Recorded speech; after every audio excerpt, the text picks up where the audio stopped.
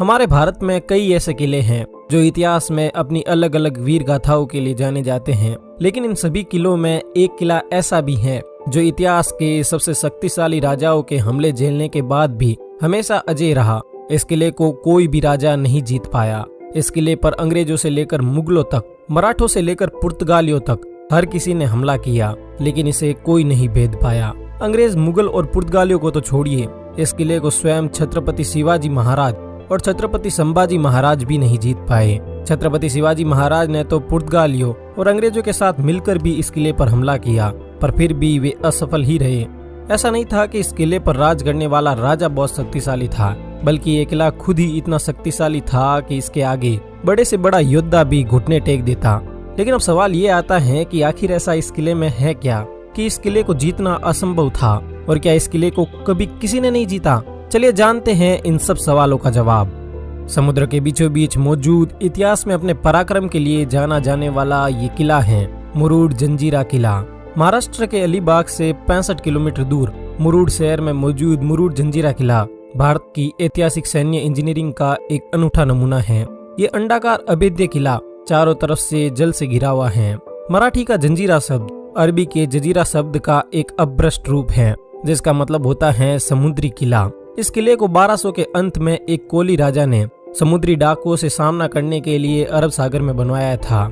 इस किले को बनने में पूरे 22 साल लगे, लेकिन इस किले का असली इतिहास शुरू होता है 16वीं सदी में अहमदनगर के निजाम के साथ। उस वक्त मुरुद शहर और उसके आसपास के पूरे इलाके पर अहमदनगर के निजाम का राज था, इसलिए मुरुद जंजीरा पर भी उसी का राज था।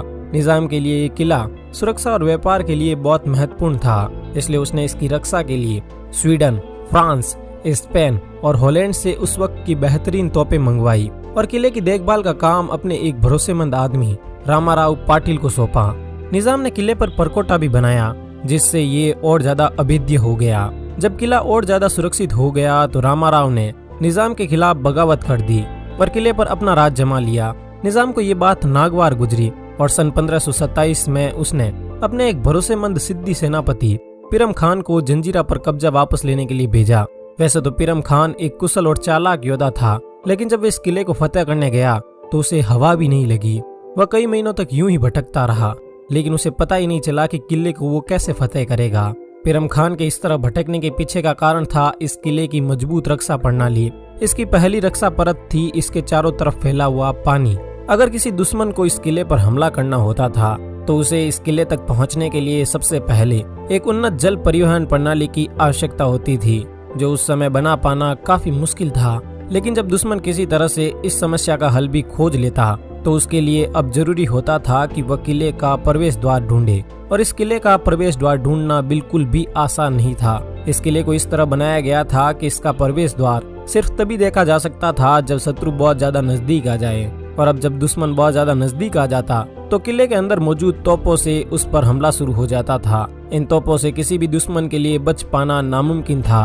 और दूसरा, इस किले की बाहरी दीवारें ग्रेनाइट से बनी हुई थी, इसलिए उन्हें तोड़ पाना तो नामुमकिन था, जिसका मतलब है कि इस किले को सिर्फ ताकत के दम पर तो कोई भी दुश्मन नहीं जीत सकता था। और पीरम खान भी ये बात जानता था कि लड़कर तो वो इस किले को कभी नहीं जीत सकता, इसलिए उसने एक षड्यंत्र रचा।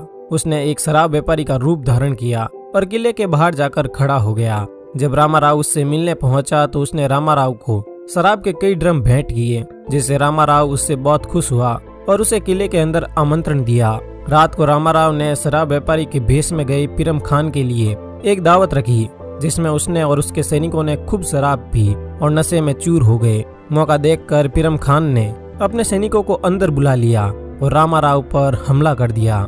रामाराव के सैनिक कोई कुशल योद्धा नहीं थे, वो तो बस मछुआरे थे, और दूसरा वो नशे में भी चूर थे, इसलिए पीरम खान ने आसानी से रामाराव को हरा दिया और किले पर उसका कब्जा हो गया। उस रात रामाराव के करीब 1500 सैनिक मारे गए। निजाम ने ये किला पीरम खान को सौंप दिया और पीरम खान ही वो पहला और आखिरी सेनापति बना जो इस किले को भेद पाया। पीरम खान के बाद कोई भी राजा इस किले पर कब्जा नहीं कर पाया, और पीरम खान ने भी ये कब्जा छल से किया था।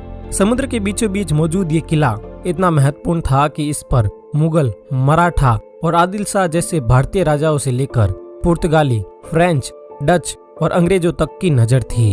इन सभी शक्तियों ने कई बार इस किले पर हमला किया, लेकिन कोई भी इसे नहीं जीत पाया। सन 1527 से लेकर 1538 तक लगभग 12 सालों तक निजाम की छत्रछाया में पीरम खान का इस किले पर राज रहा और उसकी मौत के बाद 1538 में निजाम ने इसे अपने मंत्री सिद्दी शाह ताहिर को सौंप दिया। 1565 में सिद्दी बुरहान खान ने इस किले में कई बदलाव कराए। सिद्दी बहुत कुशल सैनिक होते थे, इसलिए उनके हाथ में ये किला सुरक्षित था। लेकिन 1618 में सिद्दियों ने इसे सिद्दी मलिक अंबर को सौंप दिया।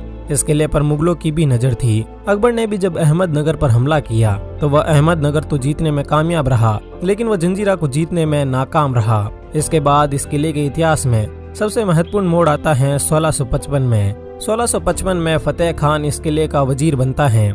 इसी दौरान छत्रपति शिवाजी महाराज की अगुवाई में मराठे पूरे भारत में बहुत तेजी से फैल रहे थे। जब छत्रपति शिवाजी महाराज को इस किले के बारे में पता चलता है तो उन्होंने भी इस किले पर आक्रमण किया, लेकिन वो इसे जीतने में नाकाम रहे।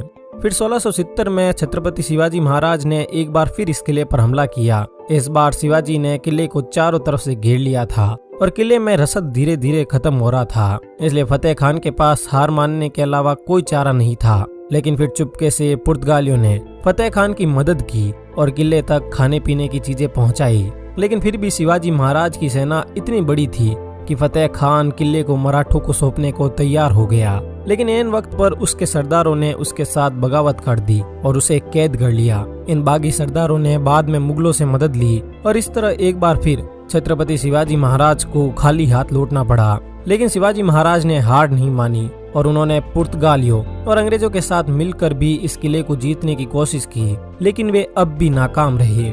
हालांकि छत्रपति शिवाजी महाराज की ताकत तेजी से बढ़ रही थी और वे इस किले पर दोबारा आक्रमण भी करने वाले थे, लेकिन शायद समय को कुछ और ही मंजूर था और 1680 में छत्रपति शिवाजी महाराज इस दुनिया को छोड़कर चले गए।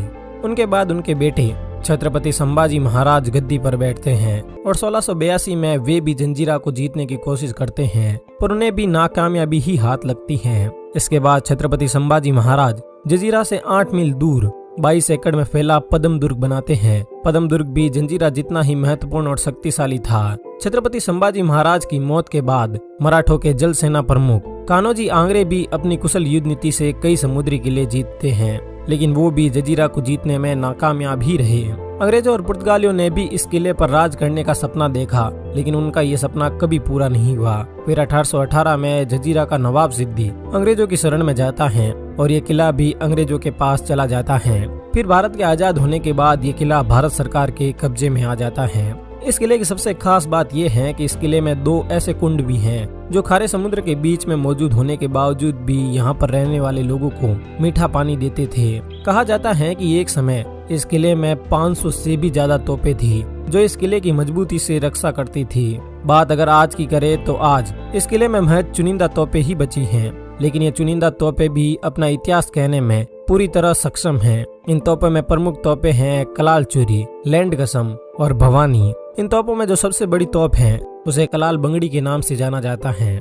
सिद्दी मुस्लिम थे, इसलिए इस किले में मस्जिदों के खंडर देखे जा सकते हैं। ये किला सैन्य दृष्टिकोण से बनाया गया था, इसलिए उस समय के आर्किटेक्चर का ये एक नायाब नमूना है। किले में एक छोटा सा बाजार भी था और कुछ बगीचे और एक खेत भी था। इस किले में कई इमारतें भी थी। इन इमारतों में कई इमारतें आपस में जुड़ी हुई भी हैं। तो भारत के इतिहास में महत्वपूर्ण स्थान रखने वाले इस अजय मुरुद जंजीरा किले के बारे में आपका क्या मानना है, हमें कमेंट सेक्शन में जरूर बताइए। और हमें ये भी बताइए कि क्या छत्रपति शिवाजी महाराज कुछ समय और जीवित रहते तो क्या वे इस किले को फतेह कर लेते। और हमारा एक और ऐसा ही वीडियो देखने के लिए राइट साइड में क्लिक कीजिए।